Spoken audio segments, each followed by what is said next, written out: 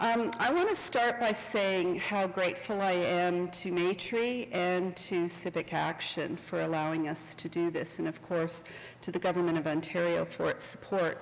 And I say this not because they're the sponsors, but because for well over 20 years I've been working on different aspects of diversity, and it's not very often that you see such well-designed, fact-based strategies as the DiverseCity project. It really is a model of taking research and translating it into effective action, and I'm very, very proud to be part of it. I want to thank the team at DiverseCity, including Sandra Lopes and her colleagues, for their help, and of course my team, Margaret Yap, our researchers, Lenny, Kristen, Shelley, and Cheryl, and of course the tiny but mighty Panubin Danny, who helped this all come together. Much of what I have said in previous years, I want to reiterate for the benefit of people who were not previously here. The DiverseCity Counts project really is a snapshot of diversity in leadership in the Greater Toronto Area. We focus on the 5 most diverse municipalities: Toronto, Brampton, Mississauga, Markham, and Richmond Hill, which represent almost 3/4 of the GTA population. And these particular municipalities have 50% visible minorities. And so, as Ratna said, they're hyper diverse. We have continued to track the same individuals in the same organizations over a 3-year period, looking at over 3,000 leaders, and this year, as you heard, we've also added a special look at the legal sector, and I think that both John and Ratna spoke to how important the legal sector is as a pipeline for leadership in other sectors of society. The fact that 3/4 of our prime ministers are lawyers gives us pause. We've also talked, and we've reiterated over and over, the business case for diversity. Of course there's a human rights case, of course there's a employment equity and an ethics-based case, but we have very good evidence to support the notion that diverse leadership fuels organizational performance. It helps organizations serve increasingly diverse markets, it promotes innovation, and above all, it promotes images which then inspire others, and that's critically important. Ratna already mentioned that the glass is half full and half empty. There's no question over the course of the 3 years we have seen progress. When we started, 13.4% of the leaders we looked at were visible minorities. It's up to 14.5. That's actually a significant increase given the number of people that we looked at. Definitely good news, but as Ratna noted, at this rate, we will take a very long time before we get where we need to get. If we unpack where the leaders came from, a very interesting pattern emerges. The most progress we have seen, because we looked at 6 different sectors, the most progress that we have seen is in the domain of elected officials. We went from 16.1% to 19% visible minorities in elected roles. That is significant. We also saw a dramatic increase in agencies, boards, and commissions from 18.6% to 22%, fueled in large part by progress in the province of Ontario's appointments. So again, Dr. Hoskins and his government deserve credit for really making this a priority, and Ontario's diversity strategy has paid off in a number of ways. But the other news is that we have not seen progress in the corporate sector. We have not seen progress, this may surprise you, in the voluntary sector, and the progress in the public sector has still proceeded at a snail's pace, although there has been some advance. If we look at what happened in elected office, the last election, the federal election, frankly changed nothing. People were defeated, people were elected, and the composition of Parliament, at least in terms of GTA representation, did not change. Where we saw progress in elected officials is at the school board level and the municipal level. So we saw that school boards went from 20.9% to 26.9%, very significant increase, and municipal councillors went from 10.3% to 13.5%, again very significant.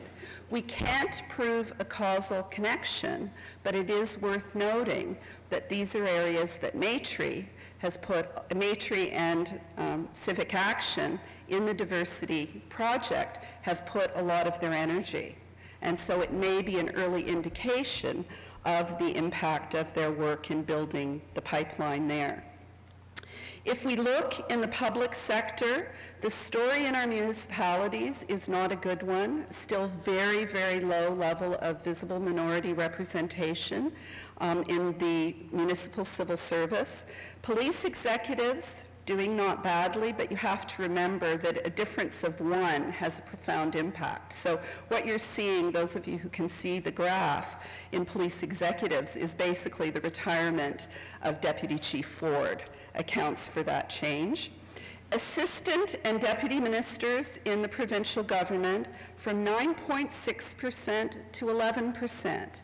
Again, a success story, perhaps a reflection of the mindful attention diversity has received in the Ontario Public Service. And so overall, some progress in the public sector, primarily at the provincial level.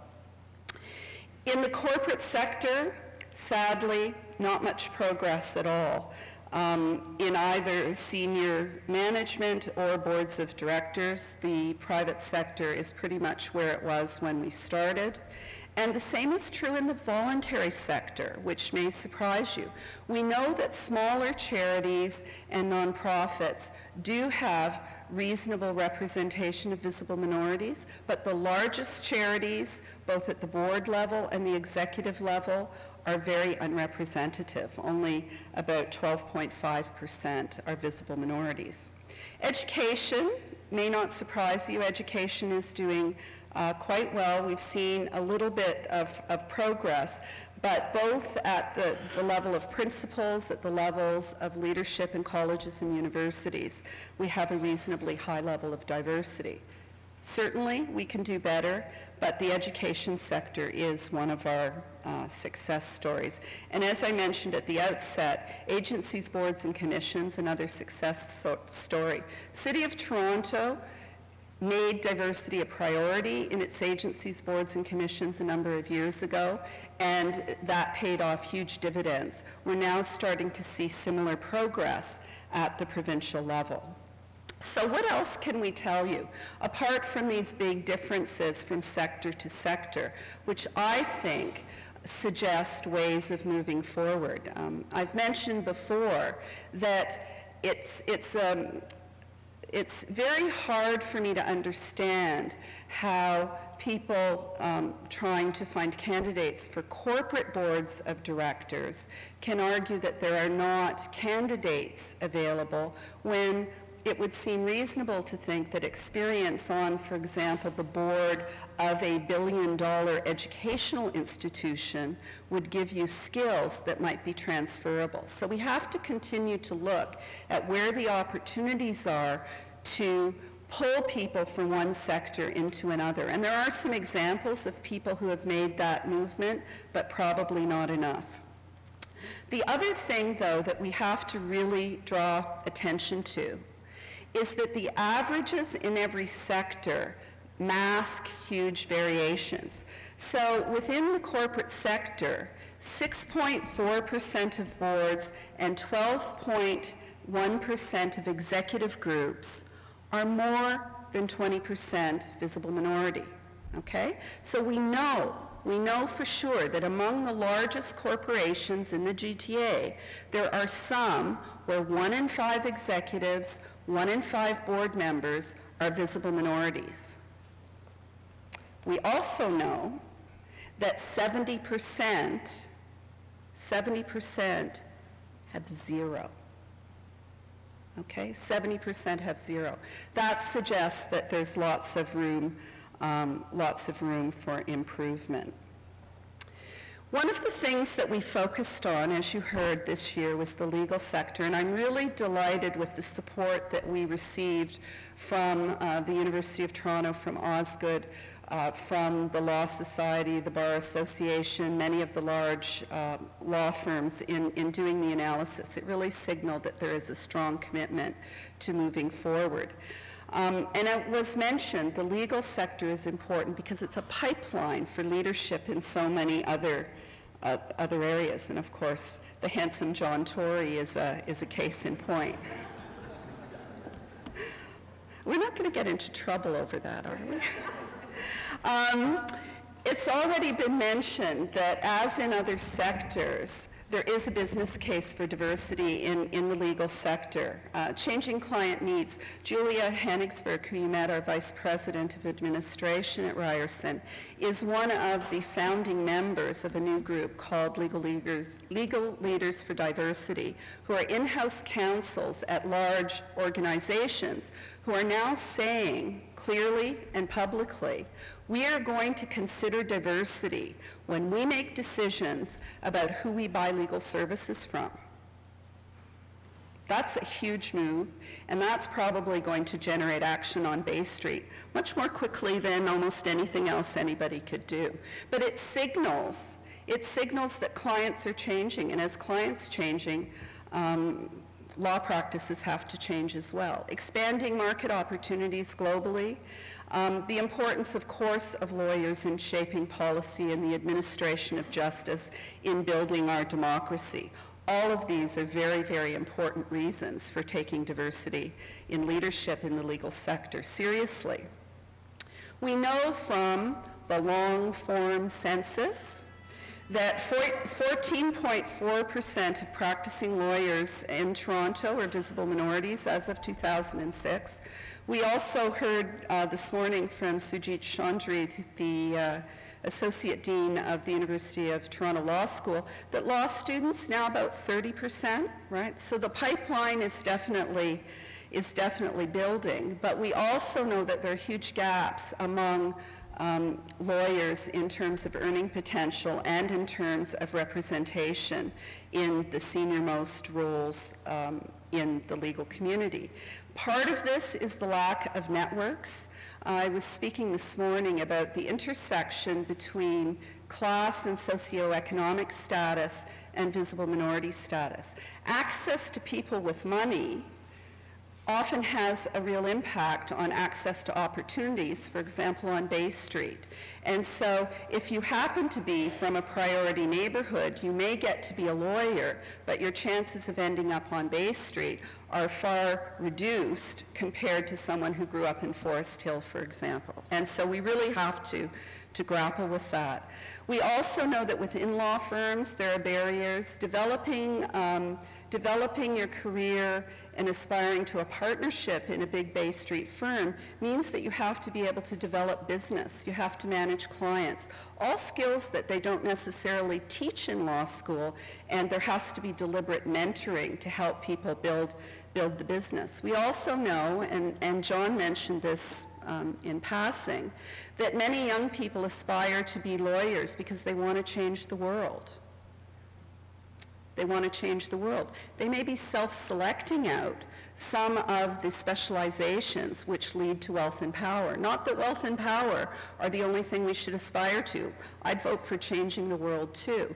But it's important that young people understand the choices that they're making, even at law school, that may preclude them from getting access to those Bay Street jobs. And the issues of the lack of diversity in judicial appointments and among Crown attorneys and deputy crowns is something that really requires attention, because the face of the legal system has a huge impact on perceptions of fairness and access to justice. So, what did we do? We looked specifically at judges in the GTA. We looked at governing bodies such as the Law Society of Upper Canada. We looked at law school leadership. We looked at the at the partners in the top 20 law firms. And the top 20 law firms in the GTA are all corporate law firms. We looked at Crown and Deputy Crown attorneys, and we also looked at JPs. JPs are not lawyers, but they play an important role. We relied on publicly available information and used the same method that we used for the other DiverseCity Counts sectors. And the findings, a little bit disappointing. So when you look at judges, 8.3% are visible minorities. When you look at benchers in the Law Society and leaders in the Canadian Bar Association and leaders in law schools, 10.5% are visible minorities.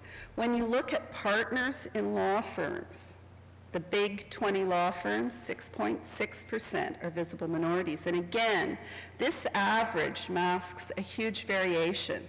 Some Bay Street law firms, 12%, 13% visible minorities. Some under 1%. And I'm sure Julia and her crew are going to be looking at that very seriously.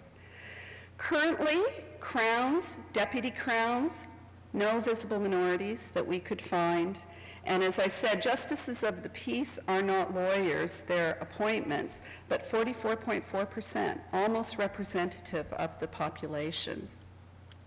So what are the recommendations for the law sector? We really have to work together with the key stakeholders in this area, with the law schools. Julia's already mentioned our law center at Ryerson is very committed to moving this forward, with the Law Society, the Bar Association, with the big firms, and certainly with the many of the specialist legal associations, because there are many ethnic law organizations that are really committed to this work as well.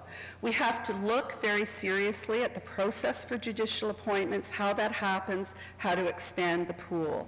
We have to focus on advancing and continuing to advance and continuing to evaluate the initiatives by the governing organizations, and certainly they're doing great work. They have to keep doing it. We have to continue to communicate the importance of this. And as I've said very often before, money talks, and I think that some of the initiatives around looking at diversity in procurement will have a big impact very, very quickly. But we have to help those law firms move forward. And sometimes it's not a lack of will, it's a lack of strategy. And so there's lots to do there. There are ways to partner large firms with smaller minority-led firms, which have to be exploited. We have to develop the pipeline. Work that's going on at the University of Toronto and elsewhere to integrate internationally educated professional lawyers, huge, very important, and needs to continue. And of course, above all, it's not just my bias. I think there's good fact to support it. We have to continue to track and to measure, because as Ratna so eloquently said, what gets measured gets done. And if you hold people's feet to the fire simply by shining the light on the numbers and ensuring transparency, we will move this forward much more quickly. Our recommendations for all sectors haven't changed. They've just been reinforced the more we look at this issue. Focus on the business case. There is no doubt that diversity in leadership is good for organizations, makes them more successful. Make diversity a priority. I think leadership by people like John Tory and Ratna are huge in terms of keeping this on the public agenda.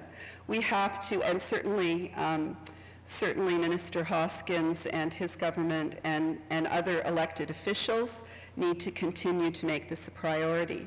We have to mainstream diversity. It isn't just a function for human resources departments. It has to be a strategic priority in organizations and tied to their competitive strategies.